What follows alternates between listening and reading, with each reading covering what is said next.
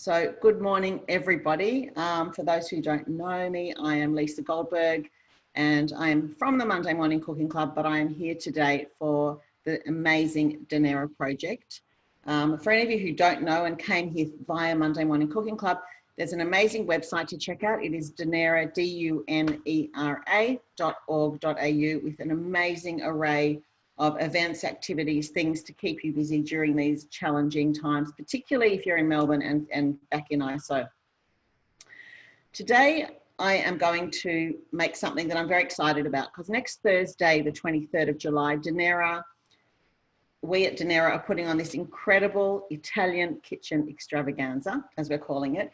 It is pizza, Parmigiano, and Pavarotti. So we're going to have cooking, eating, drinking, of course, and opera. We have live opera singers in the house. It is going to be absolutely amazing, an hour of brilliant entertainment. So in light of that, we thought we'd lead in with some biscotti. So today I'm going to make the Monday Morning Cooking Club biscotti. They're not traditional Italian biscotti, so I am, leading the path a little bit. Traditional Italian biscotti have oil in them. Do not have oil in them.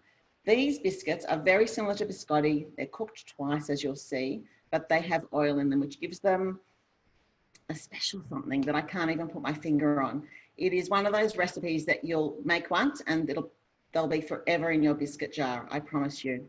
The original recipe for this is in our first book, Hillary, Monday Morning Cooking Club, and it's got a very interesting story, because it was given to me by my neighbour, Sharon Hendler. But Sharon got it from her friend Vicky Biggs when they used to have playgroup together 30 years ago. She always used to bring these biscuits along. So we got the recipe, and the recipe comes from Vicky's grandmother, Nana Rahil. Now, she was born in Harbin, China, with her heritage from Russia. She married a Russian man who she met in Harbin, and they had their family there, or they had Vicky's mother there. And then they moved to Shanghai and lived a really good life in Shanghai with the very strong Jewish community there. And at that time, her grandfather was working with a Russian man whose wife gave his wife this recipe. So Nanny Rahel got this recipe all those decades ago. I don't know if it's got a Russian heritage or Italian somewhere got mixed up with it, but this is a true heirloom recipe that has come through the generations. And I spoke to Vicky this morning, and she said she now makes it with her daughter. And they always work out the best when she makes it with her daughter, because before they start mixing, they say a little prayer or an ode to Vicky's grandmother or Nikki's great-grandmother. So it's a beautiful story. So we're going to think of Nanny Rahil and all those generations before as we make them today. So if you are cooking along, please put your oven onto 180 degrees regular, not fan forced, and let it heat up. And let's run through the ingredients that you're going to need. Okay, you need 1 egg. I've halved the recipe from the original because most people don't need to make 50 biscuits. 25 is probably enough in one batch. So you can double it if you like. I've got 1 egg, half a cup of caster sugar. If you don't have caster sugar, use white sugar, but my preference for baking is always caster sugar. Oil, 1/3 of a cup plus 2 teaspoons of oil, which is 90 mils. We're using both self-raising and plain flour, 3/4 of a cup of each. Self-raising and plain, a teaspoon of vanilla, and I love to use vanilla paste, which is the very thick one with the seeds in it that you can see that really tastes of vanilla. And this is Madagascar bourbon vanilla, which I love. Then you'll need a handful of roasted almonds, a little handful actually, and a little handful of sultanas. And that's it. So what I love about this biscuit is that you've got everything in your pantry all the time, so you can whip it up at a moment's notice. Okay, let's start. If you're cooking along, I will just tell you I am going to go ahead because we don't have time to wait for 2 cooking times today. Otherwise, you'd be with me till about 1 o'clock, which is probably a bit long. So we're going to start, and you'll see how we'll work it out in a second, because I put one in 12 minutes ago the first time, and you'll see it'll come out soon. Let's talk lining. For those of you who don't know this, I learnt this about a month ago. You know how when you use baking paper or whatever, foil or Glad wrap, it falls out of the tin all the time? Well, did you know that at the end, they've got little tabs that you push in like that, and they hold the roll in place. Like, honestly, it was the best thing. I think it's the best thing I've learned this year. I can't think of anything better. And now all my rolls stay in the box. So hopefully you can all use that tip. I'm going to use cooking spray as glue to stick the paper down. And you just need a flat cookie tray, biscuit tray, about that size. We're making logs that are about 30 centimeters long. So you just need it a little bit bigger than that. And this is what I use this for mostly, glue, because it's not really so nice to taste. And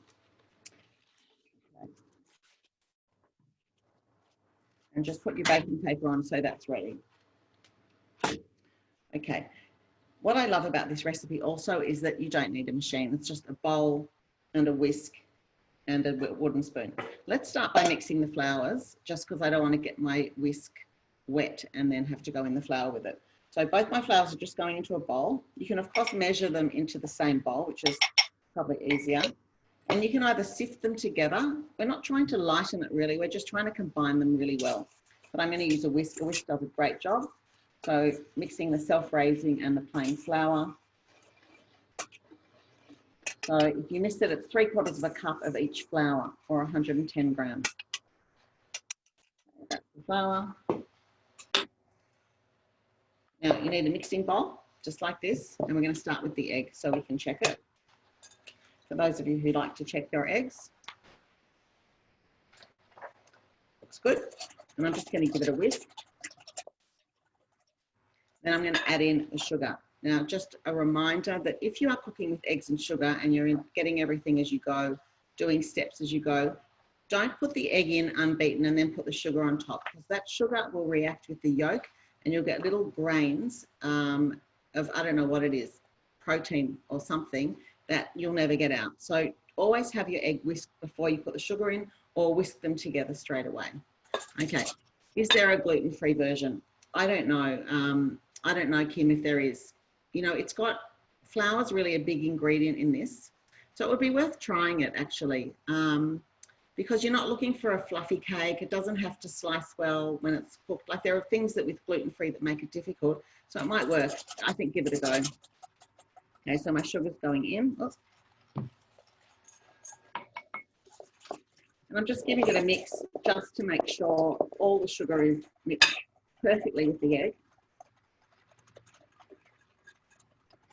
And I mean, I'm not looking for the grains to be gone, but you know, I'm just giving it a mix so they're starting to dissolve. And then I'm going to add the oil. Okay. A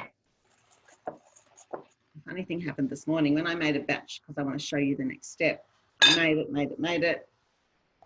They were all oily, the things, and I couldn't work out why. And I put them in the oven. They were just spreading everywhere. And I just went through the recipe like 15 times. Followed it. Then I realized, and I went and had a look in the sink, I'd used a 3/4 cup measure for the oil instead of a 1/3 cup measure, and it didn't work. Okay, can they do with no nuts and sultana for nut-free? Absolutely. Look, yeah, they're quite a plain biscuit. Sultanas are amazing in it. They just give a little chewy surprise that I think you need. Could you do sultanas and no nuts? What about currants would be lovely. Little black currants would be nice. Chopped dried apricot would work. I think there are other options, but I think you don't want to miss out on that, on the dried fruit texture, which I think you need. Okay. This is vanilla, and I just don't measure it. I just eyeball it always. Teaspoon of vanilla. Okay, so there's your main batter, and it just should look like that. It's just a very sort of wet batter. It's quite thick though, I must say. Now I'm going to add in my handful of nuts. The original recipe used slivered almonds, and I wanted to get more of the Italian theme, and I thought they would be more likely to use whole almonds, and I'm not sure why, but anyway, a small handful, no measurement, it doesn't matter. Just beware, the more nuts you put in, the more likely you're going to get cracked biscotti, because sometimes the nuts, when you're slicing it in the middle cook, you know, between both cooks, they sort of cause a bit of a problem if there are too many. You'll see what I mean when I cut them. And then the same sultanas, just a little handful. So hopefully everybody's up to where I am. We've got the batter in the bowl, which is egg, sugar, oil, vanilla, which I've mixed. Don't need the whisk anymore. trusty wooden spoon.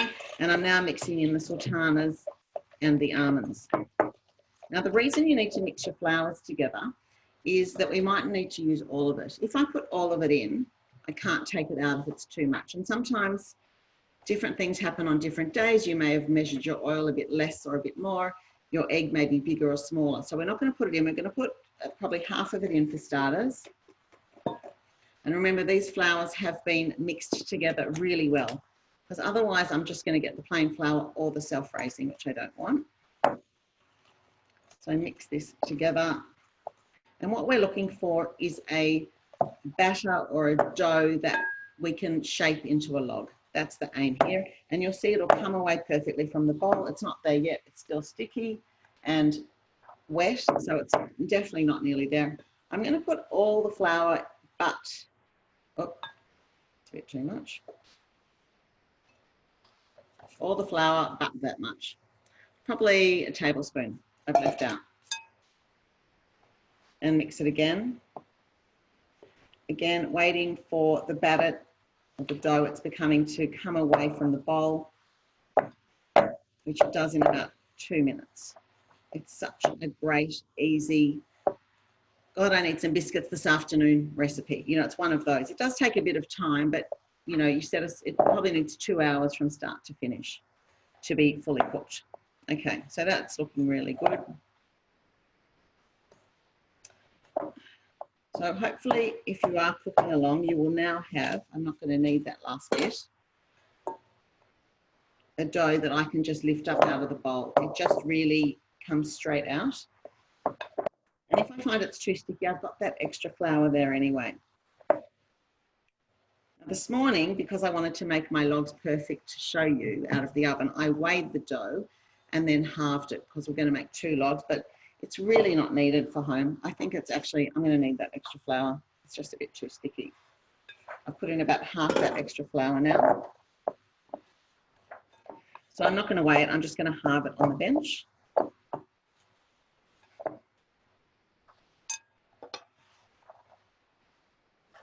So I've got a really nice dough. It's really soft. It's not too oily. It's very malleable. I can do anything and it keeps its shape. So I'm going to cut it in half. See, that's what it looks like. It's just a lovely, lovely dough. Okay.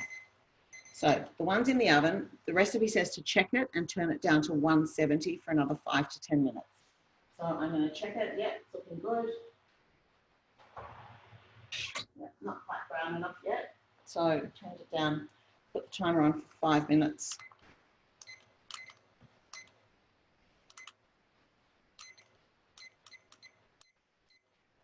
Okay. And in the meantime, we are going to roll these out.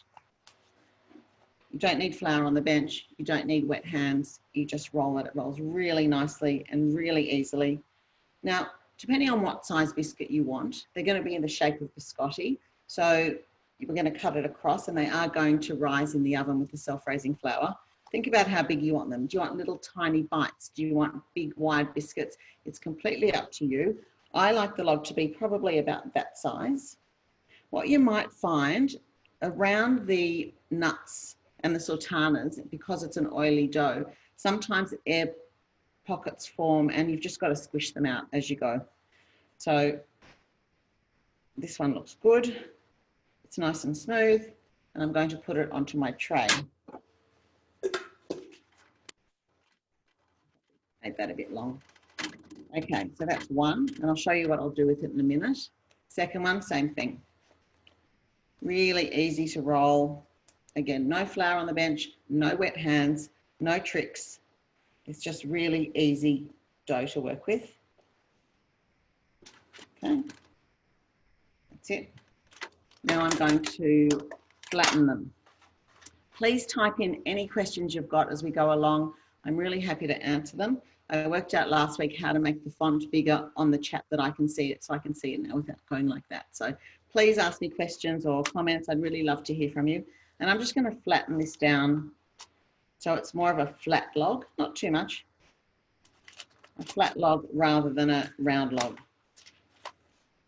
There are my logs. Done. And I'm going to put them in the oven. I'll wait till they come out for 20 minutes at 180. I'm then going to have a look at them and probably cook them for another 5 to 10 minutes because I want them to be light golden brown at that stage. And it's at that time you've got to be around, because if you take them out of the oven and go away, come back in an hour to cut them for the next bake, they're going to be too hard and you're not going to be able to cut them properly. You've got to just time it right. A couple minutes out of the oven is probably the best, but you'll judge it for yourself and you'll see what I mean. So I just want to talk about nuts for a minute, because this recipe calls for roasted almonds, and you can buy roasted almonds at many shops, but I just love the idea of roasting your own. Buy a big bag of really nice almonds and put them in a big baking dish like this. And I cook these for 45 minutes on 160. You can do them on higher for a shorter time, but I feel that the longer, slower gives a better crunch all the way through to the middle of the nut. The problem with cooking nuts is that you can't tell they're ready by tasting them after 45 minutes because they're hot and they're soft. You've got to wait till they harden. So I sort of smell them, and I don't want them to smell burnt. I want them to smell like they smell just before they're burnt. So maybe you have to burn some to know what that smells like. But they really need to smell roasted and good, and the whole house should smell of it, and then they're probably ready. So these are perfect. I think, can you hear that crunch? Perfect, perfect, perfect. And sorry, I shouldn't really chew while I'm here, but anyway. Do nuts go out of date? Yes, they do. Nessie asked if nuts go out of date. Yeah, they really do. I keep all my nuts in the fridge. Walnuts especially, the higher the oil content in the nut, the more quickly they go out of date. Walnuts I would even keep in the freezer because they go off in about a minute. I mean, you've got to be really careful where you buy your walnuts from. It has to be somewhere with a good turnover. Otherwise, they're going to be rancid, which is a big problem. So if you can, always taste the walnuts before you buy them. Almonds, less so, but, you know, I still would use them within a couple of weeks of buying them if you can, or a month. I mean, nuts don't last in my house. We go through so many cooking, it's not even funny. So I'm just buying nuts after nuts. And I do love, for those of you in Sydney, I don't know if they deliver to Melbourne, the Nut Shop Sydney are really good. We're not sponsored or anything, but I buy them online. They do ground nuts, they do whole nuts, they do ground poppy seed, which is fantastic if you want to make poppy seed cake, obviously. So, okay, question, 160, don't use fan force, just use a regular oven at 160. Did I add the oil to the batter? Yes. Lois, I put in the eggs, sugar, oil, vanilla into the bowl, mixed it, and then I added the sultanas and the almonds and then the flour. Okay, so I just wanted to tell you about the nuts. Good timing. Okay. Let me get that out of the oven. Yeah, they look great. And I'm going to put this one in. Jess, can you time me 20 minutes, please? Mm-hmm. Turn it back up. All right. Okay, so these are what the logs are going to look like. They've risen, they're round, they're a bit cracked on the top, and they're going to be ready in 1 minute to cut. The recipe says 5 minutes. But I really think 5 minutes is too long. I think by the time I get the board ready, they're going to be ready to cut. Board. So like any biscotti, these are cooked twice. Once in a log shape, and then it's cut, and then in the biscuit shape. Can I explain why I don't use fan force? It's a good question. The other girls in Monday morning use fan forced. But we do all our testing here, and my oven is old, and we have worked out that the fan force temperatures is the same as someone's conventional oven. So it's sort of a hard thing, but that's how I do it. But our recipes in any of the books are not fan forced. All right, and there's no reason why, we've just always stuck with that. So now I'm going to cut these, and I'm not sure, sometimes I sort of can't decide which knife is better. So I brought all three to try. No, okay. So I think that the small serrated is the best. Now, sometimes that happens. If you cut through a nut, this is what happens and it breaks. And you will get a few broken ones, but to me, that's the cook's treat. So don't worry about those. So I'm just cutting it right across. I'm not doing it on the diagonal. I'm doing it straight across. They're really too delicate at this stage with this biscuit to cut them on the diagonal, and they work best because I've tried it both ways. Just cut across like this. You can do them as wide as you like. I like them quite small because it's a really nice little biscuit. You know, it's beautiful to have with a cup of tea. It's like having nothing. It's so small. It doesn't count. So that's why I like them this size. And you'll get about, I'm going to get about, I don't know, we'll have to count them actually. So my log is quite narrow, so my biscuits are going to be small. And I wouldn't wait any longer than this because it's going to get too hard to cut. So I've got 2, 4, 6, 8, 10, 12, 14, 16, 18. And then I'm going to put them back on my tray. And you can actually cut them on the tray. And I don't mind if you lie them down or stand them up as long as you have space between them. Lying down is probably easier to see how they're going, but you know, whatever you like. I do both depending on my mood. So now I'm going to do it like this. I might do half-half just so you can see. And this is the other log, which already in the 2 minutes that I've been cutting the other one has got much harder. So a serrated knife is better for this. What the other knife did, the cook's knife, is it squished it a bit. And so you need, you know, this is my best handy knife. It's a Victorinox steak knife. They cost about $7 and I've got about 10 of them and they're my favorite knife. I rarely use anything else. So again, cut them. And I'm sort of cutting into the crust a little bit before I go down into the bottom of the biscuit.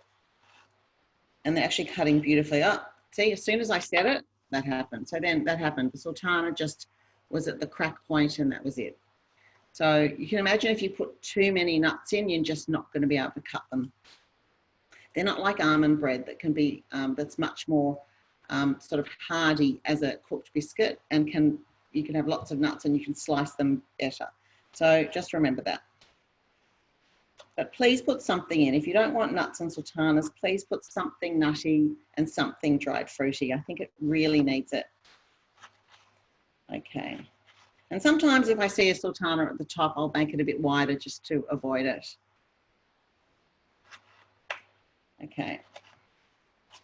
That's done.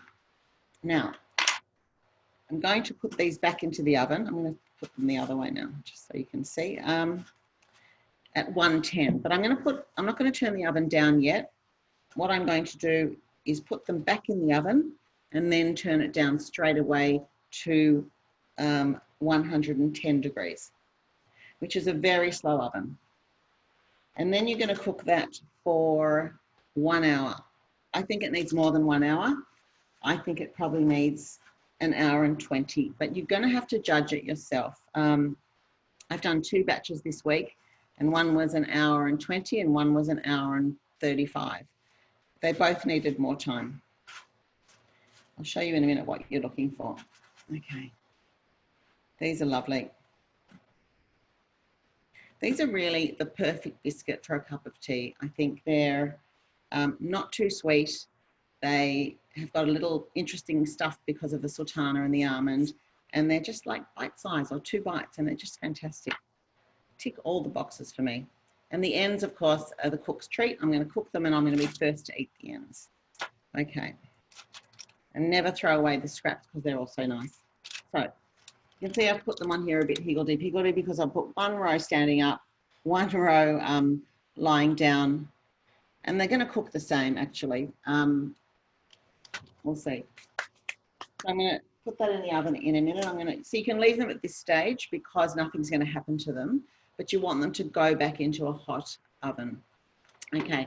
Yeah, Denise says dried apricots in biscotti. I agree. Delicious. Absolutely delicious.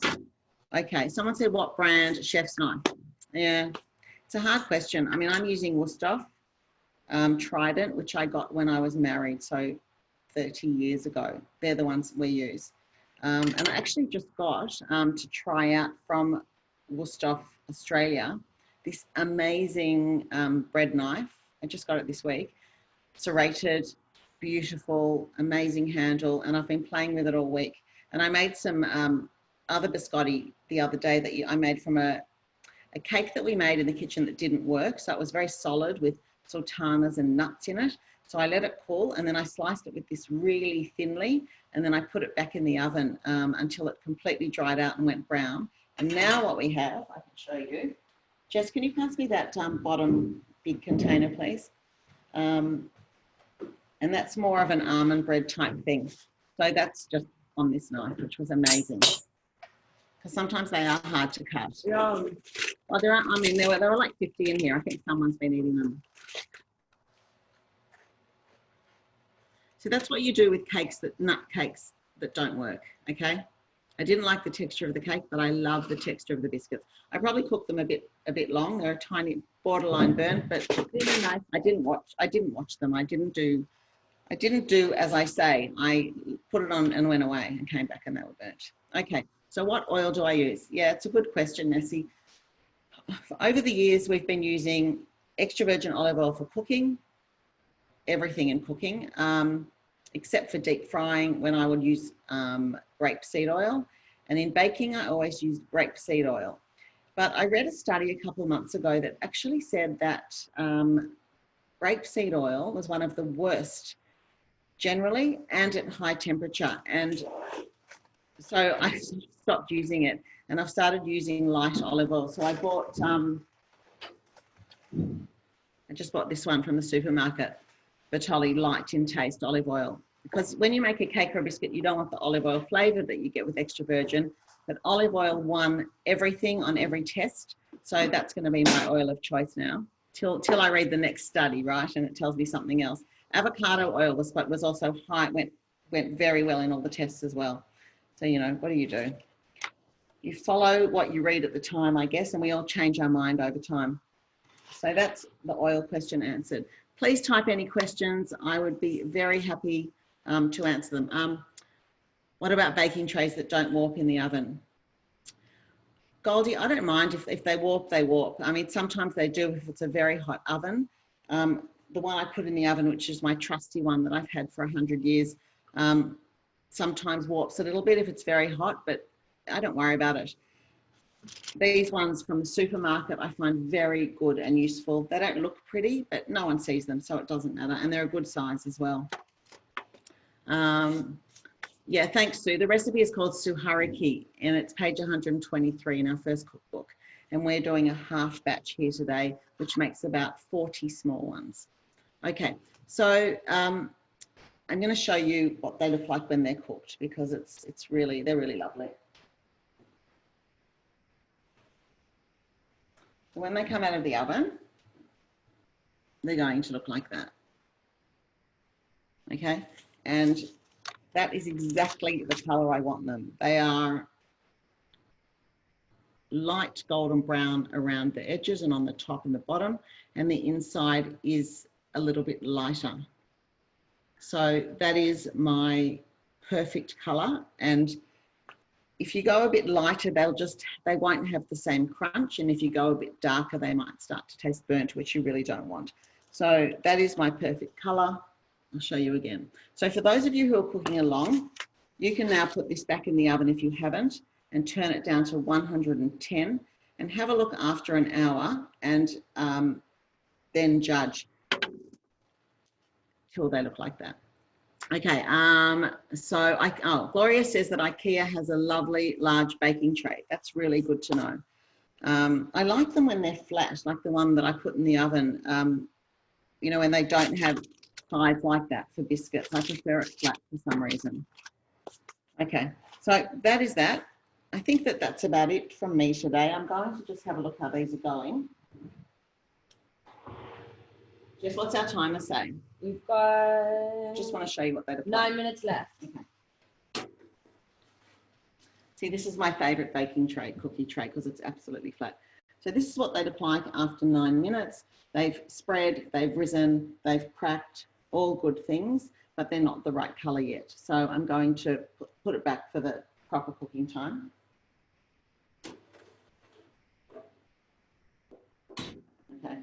So I think it's time for me to go and have a cup of tea and one of these. Perfect combo. But before I go, I would just like to remind you again what's on for Dunera. But first, let me answer that question. What was the best, Goldie says, what was the best knife from my list? Oh, you know, I can't really judge. You've given all those, you know, I think that what you've got to do is go to a knife shop if you can and just try them out and see which one feels good in your hand. I think that's the most important thing, that you don't feel uncomfortable when you're holding it. It can't be too heavy or too light. And this one, I think because I've had it for so long, feels really, really comfortable. And that's why I like it. It's not very sharp and I do need to get it sharpened. Someone told me to go to, I think it's called Chef's Armory in Sydney, where they sharpen knives. Okay, what is my tea? Vicky says, yes, the tea I'm drinking is the one I discovered at Angelique's last week, which is Madura Leaves of Peppermint. And I leave the tea bag in all day and keep filling it up because I love it doing that. It's a bit yuck. Is it yuck? I'm not sure. I think a few people do that. It's not to save tea bags. It's just because I like the flavour strong in the beginning and then it gets weaker as the day goes on. So if there are any more questions, I'm happy to answer them. And before I start to say goodbye to you all, I'd really love to answer something oh, someone says, is a sultana a raisin or a currant? It's actually neither. A sultana is a small, sultana's in the middle from a green grape. A raisin is bigger and sometimes has seeds in it. Maybe from a red grape, I'm actually not sure about that, but it's a bigger and different grape. And currants are tiny little things. And when you buy dried currants, which I do quite a lot for baking, they're tiny and they're delicious. So if you don't love the taste of that sort of thing, put in currants because they still look good and they don't have such a strong taste. Mandy says, can you put chocolate in them? Of course, you can put chocolate in anything, absolutely anything. Oh, thanks, Nessie. Lovely to have you along. Okay, so where to get knives sharpened in Melbourne? I don't know, I'm sorry. Does anyone in Melbourne know, who's there, can tell Goldie where to get knives sharpened in Melbourne? It'd be good to know. Anyway, all right. So I just want to remind you that on Monday, this coming Monday, Monday Morning Cooking Club is going to be doing a demonstration of a lamb and date tagine, and that's going to be me. I'm doing that with Jackie Israel. And this is the lamb and date tagine that we made on American morning television. And we have, it makes me laugh because we have really funny stories to go with this tagine, actually.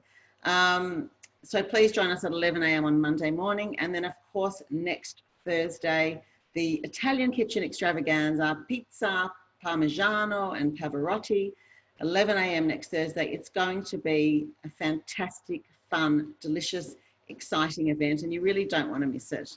Someone says King of Knives in Melbourne. You should try that.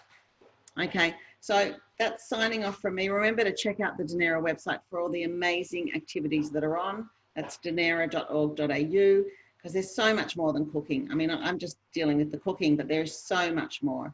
And hope to see you on Monday at 11 and then again Thursday at 11. Thank you all for coming along to my kitchen. It's been great having you. And please send me pics of your suhariki or biscotti. I would love to see them. Thank you all. I'm going to go and eat one of these now. Not while you're there though, because it's awkward.